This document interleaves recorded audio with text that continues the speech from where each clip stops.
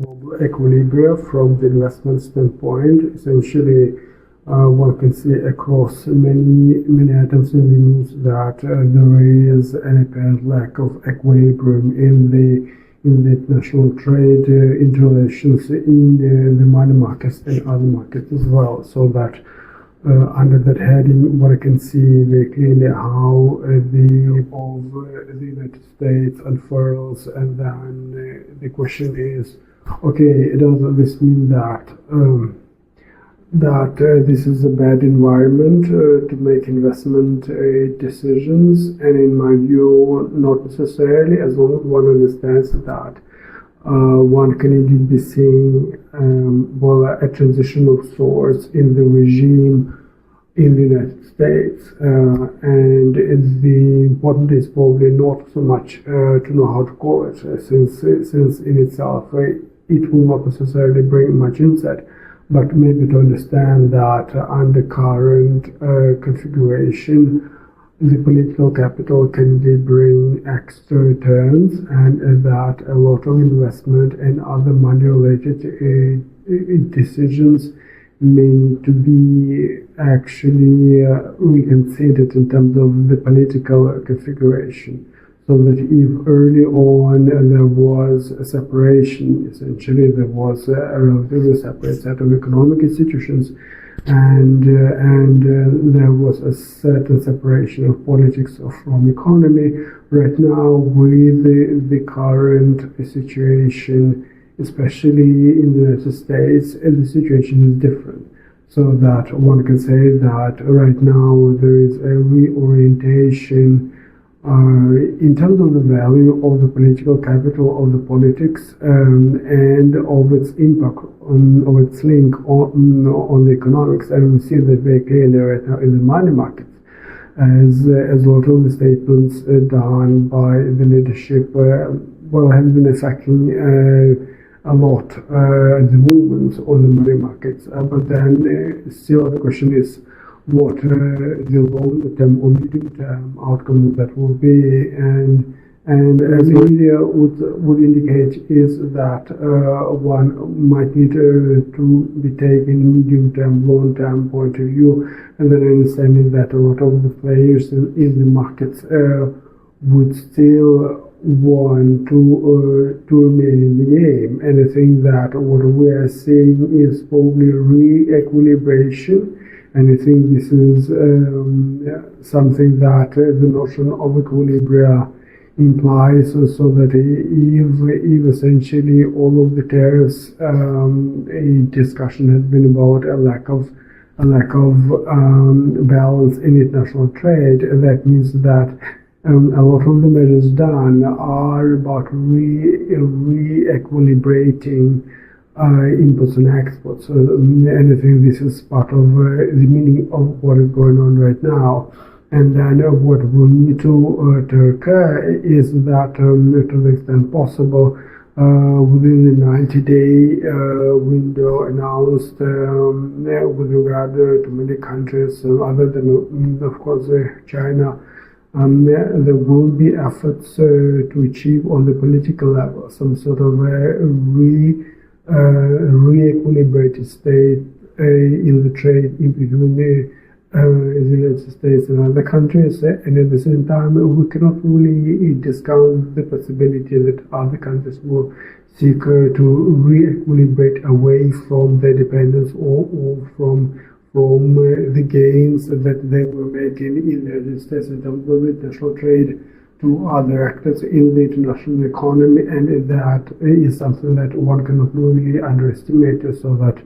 one way or another we will be reaching a different point of equilibrium for the United States, but also very likely for other countries, and we cannot really rule out the impact of economics, or rather of politics, of international interrelations, of diplomacy, and of internal political dynamics on the economic outcomes, which on the one hand does increase risks, but I think that on the other hand still promises gains, and and the implications of that would probably be, or let's say most likely be, that localized value chains or localized supply chains will bring a lot of extra resilience, and I think a lot of investment, a lot of activity in that area is already happening. And if one thinks about AI,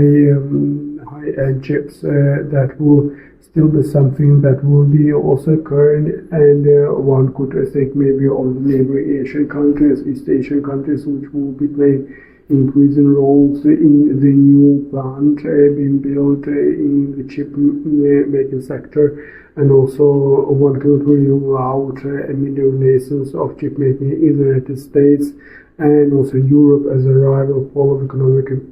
accumulation. And once again, one cannot really overlook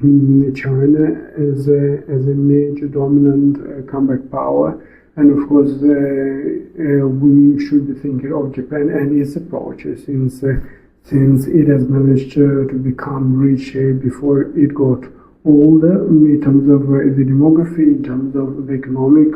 growth rates. So that we will be seeing a lot of interesting dynamics in East Asia, one way or another. And I think that there will be also a re-equilibration in East Asia in response to the tariffs, in response to the new sense of the international game, and to the need to accommodate the research in China on the local level. And I think that will also be having the global ramifications in terms of value creation, in terms of supply chains, and in terms of global trade as well. Whether that will be involving the United States, or whether it will be something in Europe, or let's say other countries such as in Africa, Latin America, Middle East, you name it. So that I would expect in the medium term a little interest in the alternative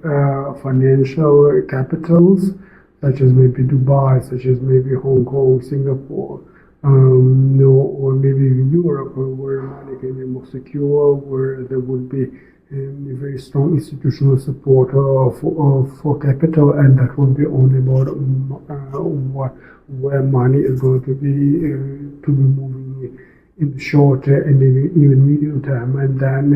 then one cannot really underestimate the resilience of the institutions in the United States. So that even though it looks like a lot of chaos happening, a lot of very happy headlines here and there, one should not really underestimate the robustness of the institutions in the United States, especially federal setup in terms of governance, which will give a lot of the resilience on the level of individual states, individual global cities, which will be years of essential accumulation, investment, whether it be on the short term or long term,